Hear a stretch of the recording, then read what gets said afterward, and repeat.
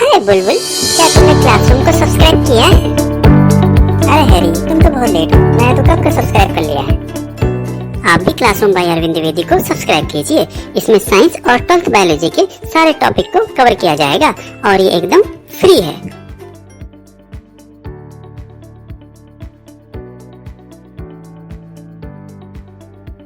जो स्पर्मेटोजेनेसिस है ये टेस्टिस में होता है, वृषण में होता है। इसी तरह से जो oogenesis है यानी कि अंड जनन है, ये अंडाशय में होता है या ओवरीज में होता है। जैसे कि हमने देखा था कि जो स्पर्म बन रहे थे वो नर जर्म कोशिकाओं से बन रहे थे, यानी कि स्पर्मेटोगोनिया से। इसी तरह से जो ये अंडाणु बनते हैं ये मात्र युग्मक कोशिकाओं से बनते हैं, यानी कि ओवरीज में कोशिकाएं होती हैं जिन्हें हम मात्र युग्मक कोशिकाएं कहते हैं। और ये जो मात्र युग्मक कोशिकाएं हैं यानी कि जो ये oogonia हैं, ये oogonia या मात्र युग्मक कोशिकाएं भ्रूण अवस्था में ही बन जाते हैं। यानी कि इनकी संख्या कितनी होगी इसका निर्धारण बच्चे के जन्म से पहले ही हो जाता है। जन्म के बाद oogonia की संख्या में परिवर्तन नहीं हो सकता। तो जितने भी एग बनने हैं यह जन्म से पहले ही निर्धारित हो जाता है। जो मात्र युग्मक कोशिका है यानी कि जिसे हम गैमेट मदर सेल भी कह रहे हैं या oogonia भी कह रहे हैं, ये prophase first of meiotic division यानी कि मेयोटिक डिवीजन के प्रोफेज फर्स्ट अवस्था में आती है। अर्धसूत्री विभाजन होता है इसमें। अर्धसूत्री विभाजन की पूर्वावस्था फर्स्ट, पहली वाली,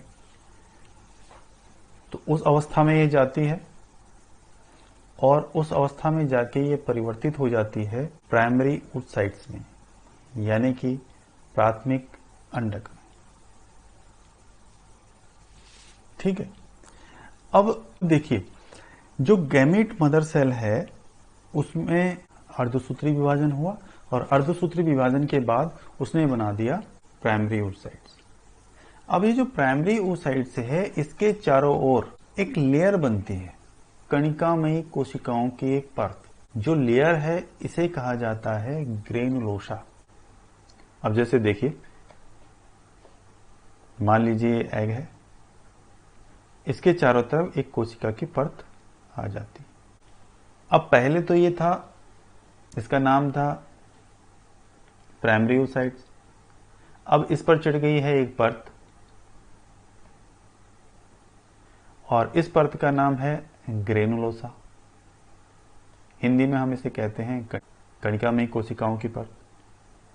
जब इस पर ये चढ़ जाती है अब हम इसे एक नया नाम देते हैं प्राइमरी फॉलिकल या प्राथमिक पुटक। अब ये प्राथमिक पुटक कहलाता है। प्राथमिक पुटक यानी कि प्राइमरी फॉलिकल में भी और ग्रेनुलोसा की परत चढ़ती है और परत चढ़ती है ग्रेनुलोसा की, यानी कि थोड़ा और परत इस पे चढ़ जाती है। तो अब इसे प्राइमरी फॉलिकल ना बोल करके सेकेंडरी फॉलिकल बोलते हैं, द्वितीयक पुटक बोलते हैं। द्वितीयक पुटक चेंज हो जाता है टर्सरी फॉलिकल में, तृतीयक पुटक में। और ये जो तृतीयक पुटक है इसके अंदर एक कैविटी बनती है। उस कैविटी में लिक्विड भरा होता है, लिक्विड भर जाता है और इसे हम कहते हैं एंट्रम। टर्सरी फॉलिकल में एक फ्लूइड फिल्ड कैविटी बनती है जिसे एंट्रम बोला जाता है और इस एंट्रम को हम गह्वर भी कहते हैं, हिंदी में गह्वर हो। अब ये टर्सरी फॉलिकल चेंज होता है ग्रेफियन फॉलिकल में और इस ग्रेफियन फॉलिकल को हम बोलते हैं ग्राफी पुटक। ग्राफी पुटक के चारों तरफ एक नई परत आती है जिसे बोलते हैं जोना पेलुसिडा।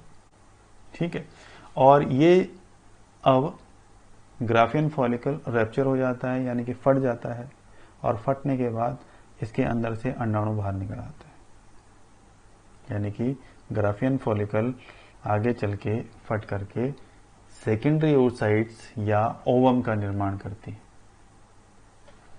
तो देखिए यहां पर हमने अंडाणु बना दिया था, उसके चारों तरफ परत आ गई थी ग्रेनुलोसा की, और उसके बाद उस ग्रेनुलोसा की परत के बाद अंत में एक और परत आती है जोना पेलुसिडा की। उसके बाद क्या होता है कि यहां से ये फट जाती है, फटने के बाद ये बाहर निकल आता है, इसी को बोलते हैं हम ओवम, और यही हुआ अंडाणु।